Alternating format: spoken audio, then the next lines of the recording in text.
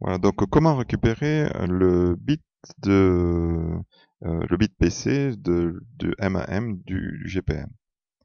Alors, déjà, si on revient sur le ladder de distribuer les étiquettes, là, c'est pas la peine d'aller chercher ce bit PC si on n'a pas mis ici un nom dans le motion control. Je répète, ici on a associé, on a pris une fonction motion axis move pour distribuer les étiquettes, donc pour faire déplacer ce moteur M1. Il faut absolument donner un nom au motion control pour aller chercher après le bit PC associé à ce motion axis move du GPN. On pourrait lui donner plusieurs noms, même dans un concept de production normale, on pourrait en avoir plusieurs. Il faudrait leur donner plusieurs noms. Il y aura plusieurs PC, enfin un PC, un bit PC associé à chaque ici, disons, bloc fonction. Voilà. Donc, il faut absolument avoir créé ça en premier lieu. Une fois que ça c'est créé, je vais revenir sur le graphe de production normale et on va essayer d'aller voir comment naviguer pour trouver ce bit PC. Donc je reviens sur le graphe de production normale.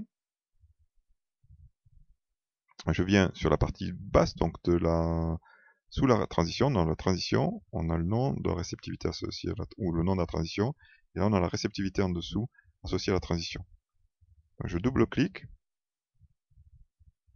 Ensuite, sur le double-clic donc sur la réceptivité associée à la transition, un clic droit, et on browse the tags, on vient explorer, balayer les variables.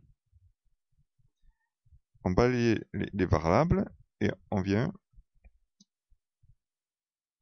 avec par exemple la flèche vers le bas et va naviguer pour aller déterminer les différentes variables. Par défaut là je suis sur la bonne, mais je suis sur mes variables ici.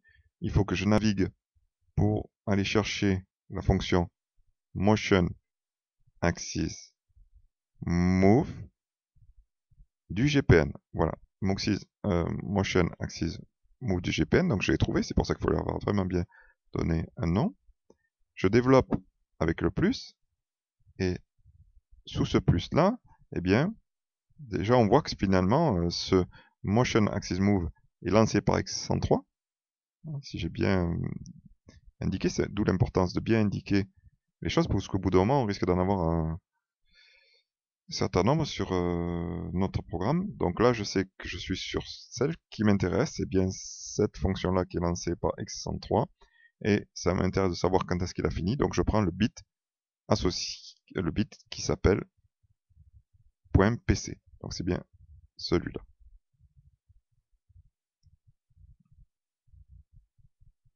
Je l'écris qu'une fois, bien sûr.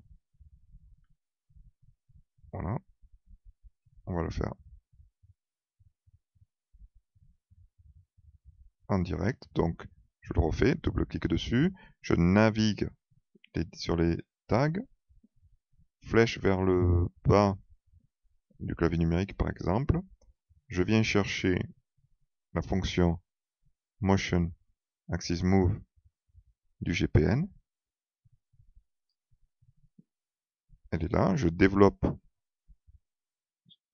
en cliquant sur le plus et je viens chercher le paramètre qui m'intéresse. On a vu dans la documentation que c'est bien le paramètre .pc, ce bit là, qui va me permettre de me dire que le mouvement est terminé. Et il apparaît donc ici en rouge quand il n'y a pas d'erreur.